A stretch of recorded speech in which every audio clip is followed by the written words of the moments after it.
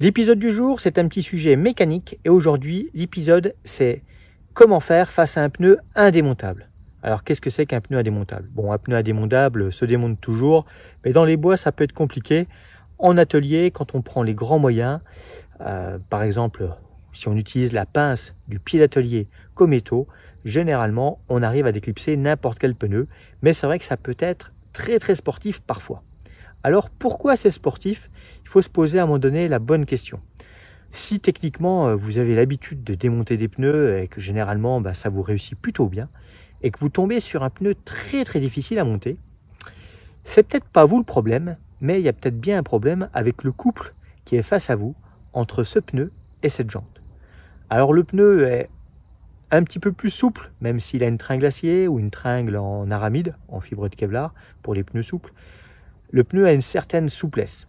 Le pneu répond aussi à des exigences de normes, des normes ERTRO, qui induisent derrière des réglages de circonférence, notamment sur nos vélos électriques. Donc au niveau des fabricants de pneumatiques, c'est vraiment très rare d'avoir des pneus qui soient hors normes, hors tolérance. Les tolérances sont assez respectées, mais effectivement on peut avoir un pneu déjà frais. Et avec la pénurie, c'est un petit peu la tendance d'avoir des pneus qui n'ont pas le temps de sécher entre la production et le montage sur des vélos neufs. Donc la colle peut ressortir, entre guillemets, la colle, oui, puisqu'en fait un pneu, c'est ni plus ni moins des couches de tissu avec un encollage et une tringle. Et cette colle peut favoriser l'adhérence entre la jante et le pneu. Mais généralement, quand ça coince, c'est plus un problème de circonférence entre la jante et le pneu. Il suffit que le pneu soit à peine faible et que la jante soit carrément trop forte. Alors, comment savoir si vous avez un problème de jante trop forte, c'est-à-dire trop grande en diamètre? Eh bien là, il n'y a pas 36 000 solutions. Ce que vous pouvez faire, c'est du test croisé. Vous prenez une roue que vous démontez sans problème, bien sûr dans la même dimension que la roue qui coince.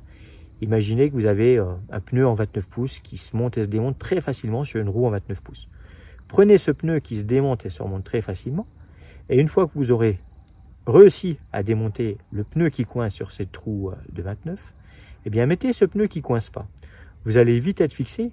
S'il se met à coincer sur cette jante alors qu'il ne coinçait pas sur l'autre, il y a de fortes chances que la jante soit trop grande. Et là, vous sortez un mètre ruban, un mètre de couturière, ou au pire un mètre papier de chez Ikea, ça marche aussi. Et vous allez mesurer la circonférence intérieure de votre jante. Alors, de votre jante, celle qui coince, et de votre jante, celle qui ne coince pas. Autant mesurer la tringle d'un pneu, c'est très compliqué, compte tenu que c'est relativement souple, et je ne veux pas dire mission impossible, alors que côté jante, c'est assez facile de venir mesurer là où le pneu vient se glisser.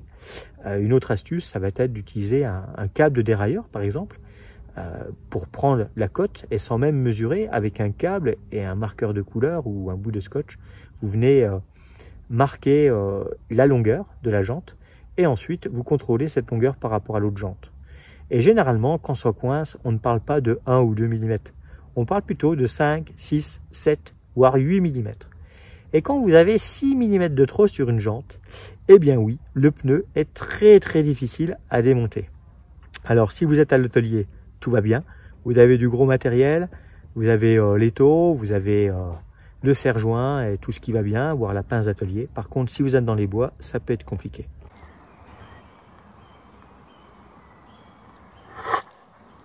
Et malheureusement, si cette jante est trop grande, il n'y aura vraiment pas grand chose à faire puisque vous aurez des problèmes avec tous les pneus du marché. Donc dans l'idéal, eh bien, il faut changer la roue pour revenir à quelque chose beaucoup plus dans les tolérances et être beaucoup plus serein en cas de crevaison. Avant de déclipser avec un pneu, vous avez vraiment de la marge même si vous roulez en basse pression. Donc ça, à ce niveau-là, avoir une jante plus forte ne change pas grand-chose à part avoir de gros soucis pour réparer et souvent l'impossibilité de pouvoir rentrer en roulant. Et ça, avec un VAE qui est relativement lourd, c'est franchement pas marrant.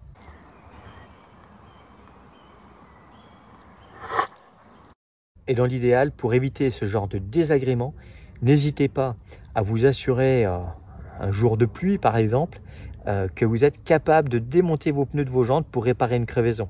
Si vous ne savez pas faire, n'hésitez pas à demander à votre revendeur de vous montrer, de vous apprendre, parce que ça c'est vraiment très important de savoir le faire, d'avoir le matériel pour réparer dans les bois. C'est clair que vous trouverez toujours quelqu'un peut-être qui saura faire, suivant où vous êtes, mais dans l'idéal, il vaut mieux savoir faire soi-même. Ça permet de ne pas attendre des heures et surtout d'être autonome.